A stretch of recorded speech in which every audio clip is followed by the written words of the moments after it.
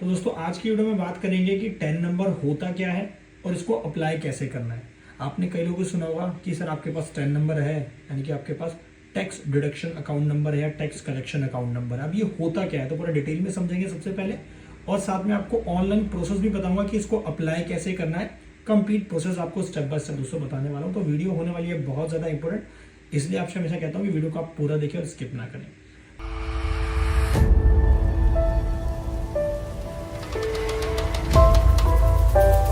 नमस्कार, मैं दीपक बैसला आपका स्वागत करता हूं हमारे YouTube चैनल पर। दोस्तों चैनल पर नए हो तो वीडियोस को लाइक करें, शेयर करें, और अगर आपने चैनल को सब्सक्राइब नहीं करा है तो नीचे लाल बटन उसको दबाएं, साथ ही बेल आइकन को भी प्रेस करें ताकि कोई नई वीडियो आए तो आप उसे मिस ना करें। और अगर आपने अभी तक हमें बाकी सोशल मीडिया प्लेटफॉर्म पे फॉलो नहीं करा है तो सबका लिंक डिस्क्रिप्शन में डाल दिया है, क्लिक करके ज्वाइन जरूर कर ले, क्योंकि वहां पे आपको मिलेंगी अपडेट्स फाइनेंस और टैक्सेशन की डेली। सो गाइस, मैंने खोल रखी है यहाँ पे इनकम टैक्स की वेबसाइट incometaxindia.gov.in, जहां पे मैं आपको बताने जा रहा हूँ कि 10 नंबर होता क्या है। What is 10 number? So about 10 number, tax deduction account number और टैक्स कलेक्शन अकाउंट नंबर इसको कहा जाता है। 10 TAN 10। तो इसमें टैक्स डिडक्शन अकाउंट नंबर और टैक्स कलेक्शन अकाउंट नंबर, जैसे इसका नाम समझ आ रहा है आपको कि टैक्स डिडक्ट आपको करना हो तो वो अकाउंट नंबर है, टैक्स आपको कलेक्ट करना हो तो वो अकाउंट नंबर है। देखिए 10 डिजिट का एक अल्फा न्यूमेरिक नंबर होता है जो कि इनकम टैक्स डिपार्टमेंट देता है, और इसको वो लोग ऑब्टेन करते हैं, वो लोग इसको अप्लाई करते हैं, वो लोग इसको लेते हैं जो लोग किसी का भी टीडीएस काट रहे हैं या किसी का भी टैक्स जो है कलेक्ट कर रहे हैं, यानी कि टीसीएस काट के जमा करा रहे हैं। तो इसका मतलब अगर आपके ऊपर टीडीएस की कंप्लायंसेस एप्लीकेबल हो गई है, टीसीएस की कंप्लायंस एप्लीकेबल हो गई है, इनकम टैक्स लॉ के हिसाब से अब आपको किसी का भी टीडीएस काट के जमा कराना है या टीसीएस काट के जमा कराना है गवर्नमेंट को, तो उस केस में आपको 10 नंबर लेना होता है।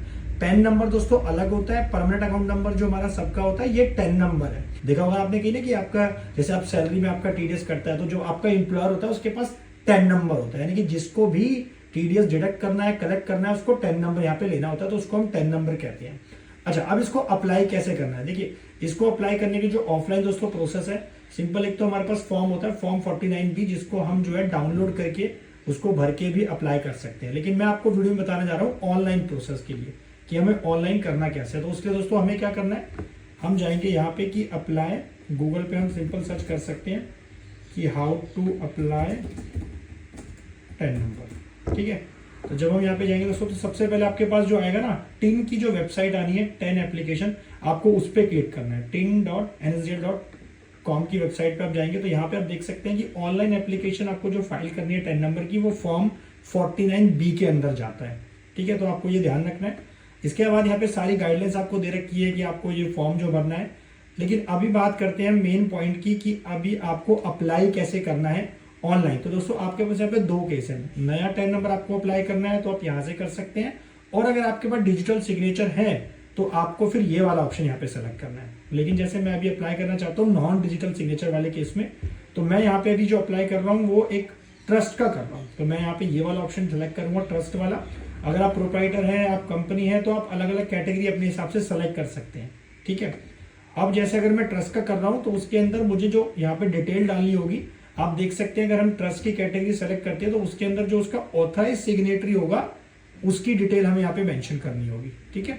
सो अभी हमें क्या करना है, अभी हमने यहाँ पे देख लिया कि हम ट्रस्ट का अप्लाई करना है, तो उसको हम सेलेक्ट पे क्लिक करेंगे।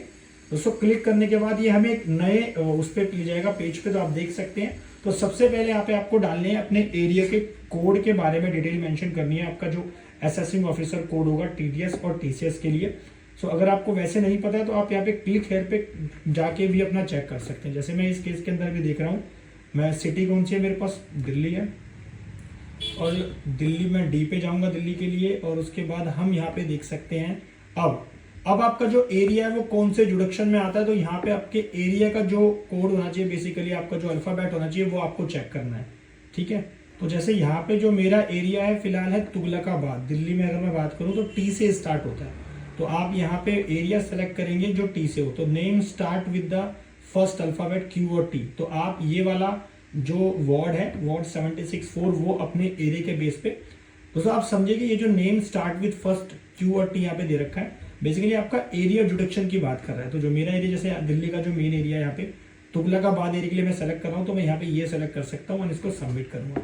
तो जैसे ही मैं इसको सबमिट करूंगा तो यहाँ पे ऑटोमेटिकली आपके एरिया का code, AO type, range code, AO number सब यहाँ पे आ जाएगा। सो गाइज अब आता है मेन पॉइंट कि अब यहाँ पे हमें मेंशन करना है फर्म या ट्रस्ट का नाम, यहाँ पे मेंशन करना है कि उसका नाम क्या है। ठीक है, तो वो नेम आपको पेन नंबर से लेना है, एग्जैक्ट जो पेन नंबर पे लिखा होगा।